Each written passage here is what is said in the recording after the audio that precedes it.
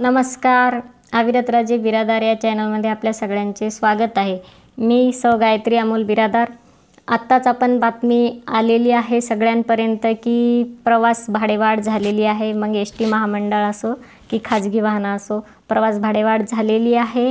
तर अतिशय धक्का देणारी ही बातमी आहे. त्याचं कारण आहे की आता परीक्षांचा कालावधी सुरू होत आहे. 10वी 12वीच्या परीक्षा आहेत, त्यानंतर पदवींच्या परीक्षाही होतील, त्यानंतर लग्नसराईचे दिवस आलेले आहेत आता. आणि आता जवळपास 3-4 महिने लग्नसराई जोरात चालू असते आणि लोक देवदर्शनासाठी, धार्मिक यात्रा करण्यासाठी सुद्धा जात असतात. आणि तेवढ्यातच ही भाडेवाढ वाढलेली बातमी समोर आलेली आहे. अतिशय धक्का देणारी आहे. पण ही भाडेवाढ का करण्यात आली, अचानकपणे का करण्यात आली, याच्या मागचे कारणं शोधणं अत्यंत गरजेचं आहे. तर त्याआधी एक बातमी आली होती की सरकारी कर्मचारी अधिकाऱ्यांच्या पगार ह्या आता जाणार लाखाच्या पार, अशी बातमी होती. त्याचं खाली कारण होतं 8वा वेतन आयोग होणार लागू, अशी बातमी होती. आणि मग एकदम ही बातमी सर्वत्र पसरली. आणि मग आता त्या कर्मचारी लोकांना जल्लोष साजरा करायचा, आनंद वगैरे हे करत असताना त्यांचा जल्लोष साजरा व्हायच्या आधीच ही दुसरी बातमी आली लगेच मागून की प्रवास भाडेवाढ करण्यात आलेली आहे. म्हणजे आपल्याला कारण सापडलं की आता ही प्रवास भाडेवाढ का करण्यात आली, याचं कारण सापडलं. ते कारण आहे 8वा वेतन आयोग. हे त्याचं कारण आहे की कुठेतरी मुठभर लोकांना खुश करायचं होतं आणि त्या लोकांना जर खुश करायचं असेल तर कोणाकडून तरी लुबाडावं लागणार आहे. आणि ही लुबाडण्याची जी सिस्टीम आहे, जे सूत्र आहेत, जे नियोजन आहे, ते आता चालू झालेलं आहे. 7वा वेतन आयोग लावल्यानंतर मुठभर लोक खुश झाले, चैनीमध्ये जीवन जगू लागले.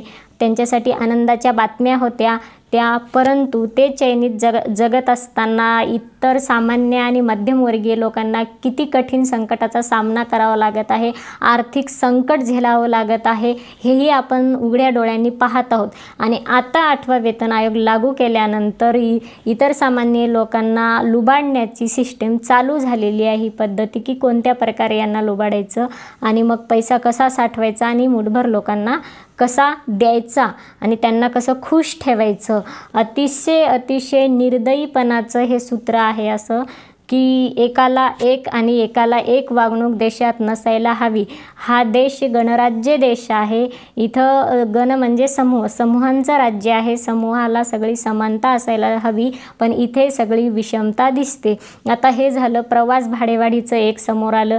आता प्रवास भाडेवाढ झाली म्हणजे इतर सगळ्या वस्तू वाढणार आहेत, हेही तेवढंच सत्य आहे. आणि आता त्याचा पण सामना करावा लागणार आहे. आणि सगळ्या वस्तू जेव्हा वाढवून दिल्या जातात, ज्या वेळेस सगळ्या वस्तूंच्या किमती वाढवल्या जातात, सर्वत्र महागाई वाढवली जाते आणि कुठेतरी लोकांकडून पैसा लुबाडला जातो, गोळा केला जातो, त्याच वेळी एकाच व्यक्तीच्या घरातल्या वस्तूची किंमत कमी केली जाते. म्हणजे एकाच वर्गाच्या, असा एक वर्ग आहे की त्याच्या घरात जे उत्पादन होतं त्याचे भाव मात्र कमी केल्या जातात. कमी नाही तर ते भाव पाळल्या जातात आणि तो आहे शेतकरी वर्ग.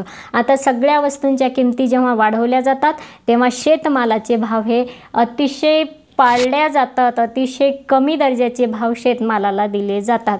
का तर म्हणतात महागाई वाढली. म्हणजे महागाई वाढली म्हणून सगळ्या किमतींचे भाव वाढवता आणि त्याचा फटका फक्त शेतकऱ्यांना बसवता. हे किती म्हणजे बरोबर आहे, हे समान आहे का असं? मग शेतमालांचे भाव वाढायला पाहिजे ना. आता लगेच प्रवास भाडेवाढ वाढली, इतर वस्तूंच्या किमती वाढवणार, 8वा वेतन आयोग लागू करणार आणि लाखाच्या पार वेतन नेणार.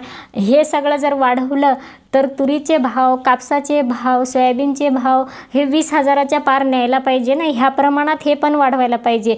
तर हे डायरेक्टली 14वरून 7वर आणले. म्हणजे जर तुरीच्या एका पिकाचं पाहिलं तर 14 ज्या तुरीला भाव होता 14,000, त्याला डायरेक्ट 7वर घेतलं. म्हणजे इकडे जेव्हा दुप्पटनं किमती वाढवली जातात दुसऱ्या वस्तूंच्या, तर त्याच वेळी शेतमालाच्या वस्तू ह्या दुप्पटनेच कमी केल्या जातात. ही केवढी मोठी विषमता आहे. म्हणजे याचा अर्थ सगळं काही शेतकऱ्यांकडून लुबाडल्या जातं आणि मुठभर लोकांना खुश केल्या जातं. हे बरोबर आहे का? शेतकऱ्यांच्या जीवाला काय वाटत असेल?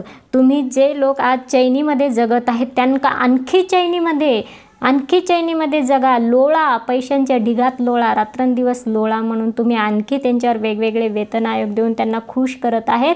पण हे लुबाडत कुठून आहेत तुम्ही? डायरेक्ट दुप्पटनं भाव, एका क्विंटल मागे 7,000चा फरक तुम्ही दाखवत असाल तर अख्ख्या देशभरात म्हणजे प्रति क्विंटल मागे 7,000 म्हणलं तर एका शेतकऱ्यांचे कडूनच 2-2, 2.5 लाख लुबाडल्या जात आहेत. तर असे देशभरात किती शेतकरी असतील तूर उत्पादक?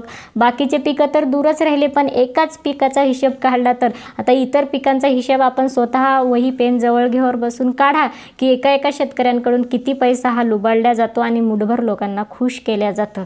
प्रवास भाडेवाढीत सुद्धा तसंच आहे. एका प्रवाशाकडून 5 रुपये जरी भाडेवाढ करून 3 रुपये जरी भाडेवाढ करून घेतली तर रोज किती करोडो लोक असे प्रवास करत असतात आणि त्यांच्याकडून हा पैसा गोळा केला जातो. म्हणजे एकत्र कुठून तरी लुबाडून आणल्या जातं आणि कुणाला तरी एखाद्या म्हणजे समूहाला दिल्या जातं. म्हणजे जुनी एक म्हण होती, पुणे लुटायचं आणि साताऱ्याला दान करायचं. अगदी हेच आहे, कुणाकडून तरी लुटायचं आणि कुणाला तरी खुश करायचं. अतिशय विषमता आहे आणि जोपर्यंत विषमता असेल तोपर्यंत फक्त आणि फक्त अतिशय कमी लोकांचा वर्ग हा चैनीमध्ये जगतो आणि इतर लोकांना अतिशय संकटांचा, आर्थिक संकटांचा सामना करावा लागतो.